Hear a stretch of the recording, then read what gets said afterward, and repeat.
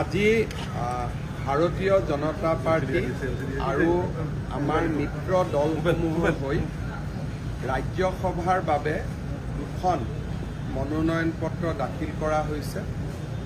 অসমৰ চাহ জনগোষ্ঠী সমাজৰ এজন অগ্ৰণী ৰাজনৈতিক নেতা আৰু প্ৰাক্তন কেন্দ্ৰীয় মন্ত্ৰী ৰামেশ্বৰ তেলী ডাঙৰীয়া, সৰ্বানন্দ সোণোৱাল ডাঙৰীয়া লোকসভাৰ প্ৰাৰ্থী হোৱা বাবে খালী হোৱা আসনখনৰ বাবে ৰামেশ্বৰ তেলী ডাঙৰীয়াই নিজৰ মনোনয়ন পত্ৰ দাখিল কৰিছে।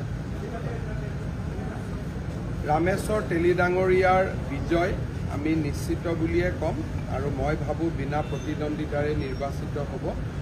মই ৰামেশ্বৰ তেলী ডাঙৰীয়াক আগতীয়াকৈ অভিনন্দন জনাইছোঁ।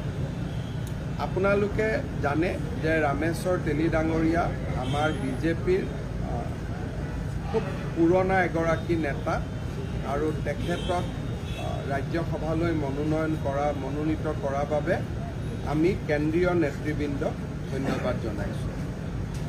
মিছন ৰঞ্জন দাস 1991 চনতে ভাৰতীয় জনতা পাৰ্টিৰ হৈ নিৰ্বাচনত প্ৰতিদ্বন্দ্বিতা কৰি নৰ্থ কৰিমগঞ্জ সমষ্টিৰ পৰা বিধায়ক হিচাপে নিৰ্বাচিত হৈছিল আৰু তেখেতে বিধানসভাত বিজেপি বিধায়িনী দলৰ দলপতিৰ ভূমিকাও পালন কৰিছিল। মিছন ৰঞ্জন দাসক এইবাৰৰ ৰাজ্যসভাৰ নিৰ্বাচনত কামাখ্যা প্ৰসাদ দাসাৰ খালী হোৱা আসনখনৰ বাবে আমাৰ দলে মনোনীত কৰিছিল। মই মিছন ৰঞ্জন দাস ডাঙৰীয়াকো অভিনন্দন জনাইছোঁ আৰু মই আশা কৰিছোঁ যে তেখেতে আমাৰ অসমৰ ৰাইজৰ আশা আকাংক্ষাক সংসদত প্ৰতিনিধিত্ব কৰিব পাৰিব। মিছন ৰঞ্জন দাসৰ মনোনয়ন পত্ৰৰ আৰু এটা গুৰুত্বপূৰ্ণ দিশ হ'ল যে 2009 চনৰ পৰা বৰাক উপত্যকা 2009 চনৰ পিছত ৰাজ্যসভাৰ কোনো সদস্য নাছিল।